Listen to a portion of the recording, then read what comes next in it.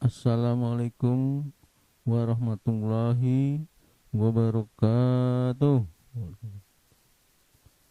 Selamat berjumpa anak-anakku kelas 10 MIPA yang Bapak cintai dan Bapak banggakan. Semoga kalian semuanya sehat walafiat. Amin ya rabbal alamin. Sebelum dimulai kegiatan ini, marilah kita awali dengan berdoa. Semoga dengan berdoa kita diberikan kemudahan, diberikan kelancaran, dan diberikan pemahaman dalam mengikuti pembelajaran kali ini. Berdoa menurut agama masing-masing dimulai.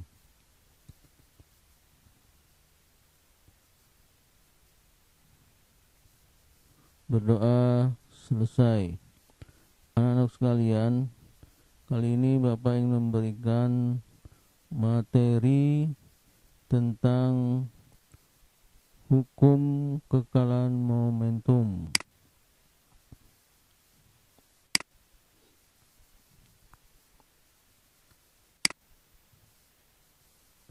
Nah, di sini ada dua buah troli ya, dua buah troli.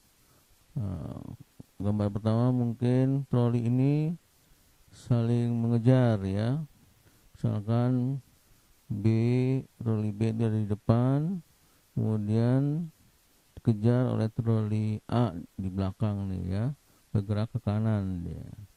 Nah, ini kecepatan A harus lebih tinggi ya kecepatannya, kemudian kecepatan B lambat, maka dia bisa mengejar atau bisa menyusul. Akhirnya nanti akan terjadi benturan ya atau tumbukan. Nah, di sini nanti hasil momentum sebelum tumbukan dan sudah tumbukan sama ya.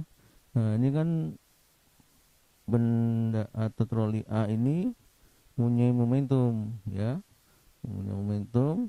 Benda B juga punya momentum sebelum tumbukan nih, masing-masing sudah punya momentum ya. Nah, nanti setelah tumbukan terjadi lagi momentum, namanya momentum akhir ya. Nah, dimana nanti jumlah momentum awal sebelum tumbukan dengan jumlah momentum setelah tumbukan kedua benda ini nilainya sama ya. Makanya disebut dengan hukum kekalahan momentum. Bisa saja troli A saling berhadapan ya. Jadi ini satu bergerak ke kiri, ke kanan ya, yang ini ke kanan positif, kita ambil positif kanan. Kemudian benda B-nya ke kiri ya, troli B-nya ini ke kiri. Nah, jadi saling berhadapan, nanti saling bertemu ya, nanti bertumbukan ya. Nah, ini juga hasilnya bagaimana ya? Apakah dia nanti setelah tumbukan dia akan mental balik, yang A-nya kebalik, tadinya ke kanan jadi ke kiri, atau yang B-nya dari ke kiri menjadi mental lagi ke kanan, atau bagaimana ya. Nah, ini nanti hasil momentum sebelum tumbukan kedua benda ini sama dengan jumlah momentum setelah tumbukan ya. Nah, itu. Nah, ini ilustrasi nilai angsuran akhirnya ya, nanti tadi seperti tadi ya. Jadi kita membahas tentang hukum kekalahan momentum. Jadi hukum kekalahan momentum adalah jumlah momentum benda sebelum tumbukan sama dengan jumlah momentum setelah tumbukan ya. Jadi tuliskannya dengan matematika, momentum A yang ini benda A ditambah dengan momentum benda B yang ini sebelum tumbukan ya, sebelum terjadi tabrakan. Ini kita jumlahkan momentumnya. Nah, ternyata sama dengan jumlah momentum setelah tumbukan ya. Ini benda A-nya terjadi perubahan momentumnya di A ini ya. Di sini setelah tumbukan. Jadi A, benda A aksen atau momentum aksen ya. Dan kemudian Benda B juga mengalami perubahan momentum nih setelah tumbukan ya. Jadi P aksen atau B aksen ya. Nah, ini setelah dijumlahkan momentum kedua benda ini setelah tumbukan sama dengan jumlah momentum sebelum tumbukan. Atau dituliskannya seperti ini. Momentum kan rumusnya M kali V ya, massa kalikan kecepatan. Jadi massa A dikali kecepatan A-nya ya, itu sebelum tumbukan ditambah dengan M kali V, yaitu massa B dikalikan kecepatan B-nya ya. Nah, ini sebelum tumbukan dijumlahkan sama dengan jumlah momentum setelah tumbukan, yaitu massa A dikalikan kecepatan A aksen ya, atau kecepatan akhir. Ini sudah terjadi perubahan nih kecepatannya, makanya pakai tanda aksen. Jadi kecepatan aksen atau kecepatan akhir ya setelah tumbukan. Jadi MA kali V aksen A ya, atau MA kali V A aksen boleh bacanya ya. Ditambah dengan kecepatan massa dikalikan kecepatan aksen B. Ini juga benda B-nya mengalami perubahan kecepatan ya. Setelah tumbukan terjadi perubahan kecepatan, jadi aksen di sininya. Jadi massa B dikali V B aksen. Nah, ini kita jumlahkan, ternyata nilainya sama ya. Jadi momentum sebelum tumbukan yang ini MA VA ditambah MB kali VB sama dengan MA VA aksen ditambah MB VB aksen. Nah, ini disebut dengan hukum kekekalan momentum ya. Jadi momentumnya tidak berubah jumlahnya ya, tidak ada pengurangan ya. Berarti di sini mengalami kekalan ya, kekal. Oke, kita lanjut.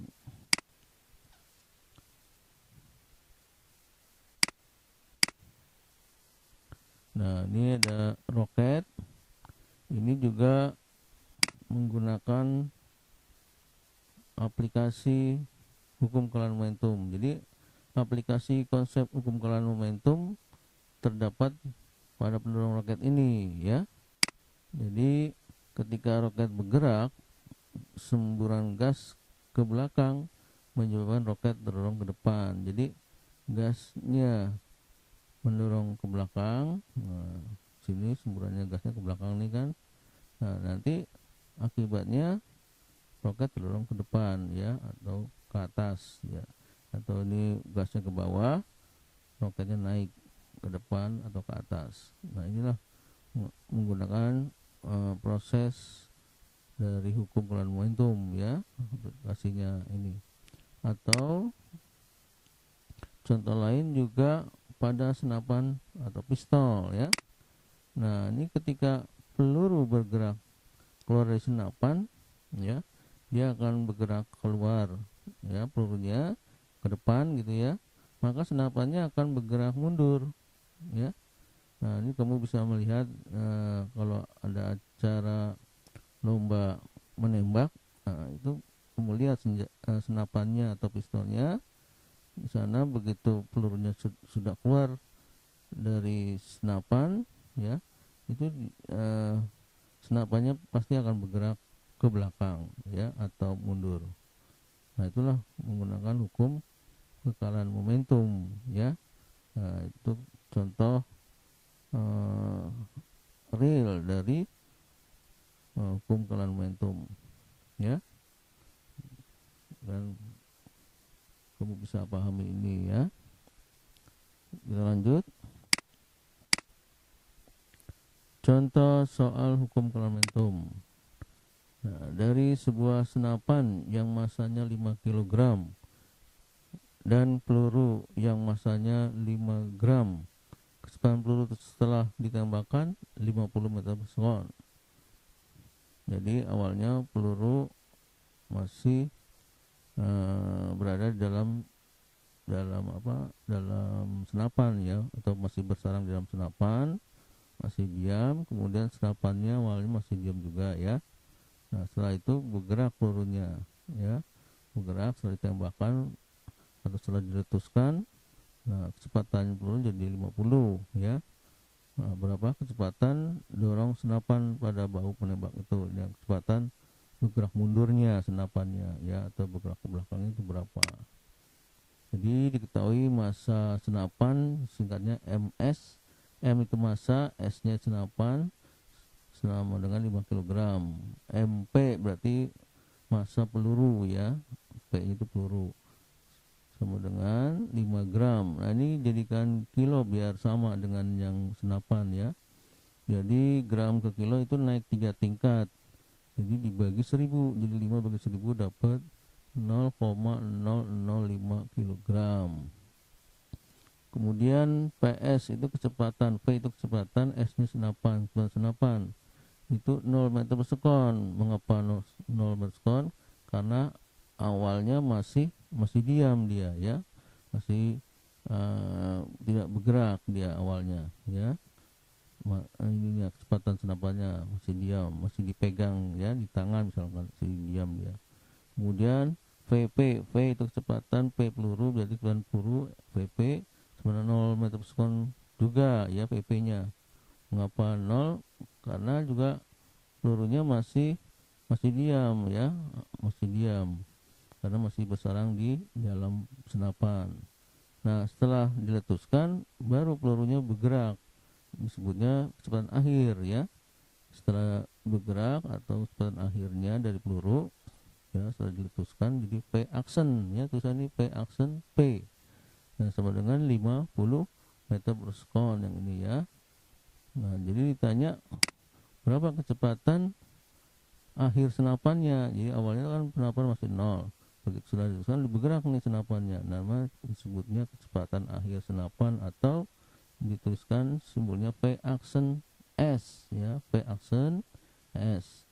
Berapa meter per sekon kecepatannya ya. Nah, kita lihat sini jawab. Rumusnya menggunakan ini tadi, rumus hukum kelahiran momentum. MS berarti massa senapan dikalikan kecepatan senapan S, ditambah massa peluru kali VP ya. Ini dikurung ya, MS kali PS kurung MP kali PP dikurung, artinya didahulukan dulu, dikalikan dulu ya, baru dijumlah.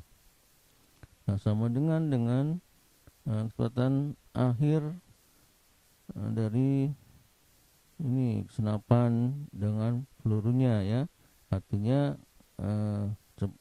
momentum akhir dari senapan, jadi rumusnya MS kali P action S ya, dan akhir dari senapan ini kalikan MS-nya, kemudian ditambah dengan massa peluru dikalikan P action P, arti kecepatan akhir dari pelurunya ya. Ini kita jumlahkan ya, ini juga tetap dikurung ya, MS dikali PS ini kita kurung, ditambah ini dikurung juga MP kali VP dikurung ya, didulukan dulu, dikalikan didudukan ya, baru nanti ditambah. Kita masukkan nilainya. Jadi massa senapan tadi berapa? 5. Kemudian kecepatan senapannya masih 0 tadi awal, PS 0 ya, ditambah dikurung ya. Kemudian MP massa pelurunya tadi berapa? 0,005 ya kilogram, dikali PP kecepatan awal peluru masih 0 ya, masih bersarang di dalam sini, jadi 0, sama dengan massa senapan tadi berapa? 5 kg. Nah, ini dikali kecepatan akhir senapan, ini kita cari, jadi kita tulis ya, kita tulis saja P action S, kita tulis kurung, ditambah massa peluru tadi 0,005 kg ini ya, kemudian dikalikan dengan kecepatan akhir pelurunya. Nah, ini sudah ada kecepatan akhir pelurunya setelah ditembakkan, yaitu 50 ya, 50 meter per sekon, masukkan sini. Nah, kita hitung, jadi 5 kali 0 0, ini 0,005 dikalikan 0 berarti 0 ya, sama dengan 5 PS ini tetap ya, ditambah 0,005 kali 50 dapatnya 0,25. Kita hitung lagi, 0 tambah 0 berarti 0 ya. Ini sama. Nah, lalu ini pindahkan ruas, jadi yang angka, ini angka kita pindahkan angka dengan angka, jadi 0 nya tetap plus 0,25 pindah ke ruas kiri menjadi min ya, min 0,25. Ini 5 PS tetap ya. Jadi hasilnya minus ya, 0 kurangi min 0,25 berarti minus 0,25 ya, sama dengan 5 PS. Nah ini perkalian lawannya pembagian ya, berarti 5 dikali PS hasilnya berarti ini min 0,25, berarti PS berapa? PS aksennya, berarti hasil lawannya perkalian pembagian, jadi PS hasil, ini hasil dibagi pengalinya ya. Ya, ini kan perkalian lawannya perkalian pembagian, yaitu hasil dibagi pengalinya. Hasilnya 0,25 dibagi 5 ya. Jadi P aksennya adalah hasil min 0,25 dibagi pengalinya itu 5. Berapa nilainya? Minus juga ya, karena ini min kan. Min bagi plus berarti min minus 0,05 mikrosekon hasilnya ini ya. Tanda min artinya apa? Artinya senapan bergerak mundur atau bergerak ke belakang ya. Nah ini makanya nilainya min ya. Jadi terbukti bahwa senapan bergerak mundur, sedangkan pelurunya bergerak ke depan ya. Nah mudah-mudahan ini bisa kamu pahami.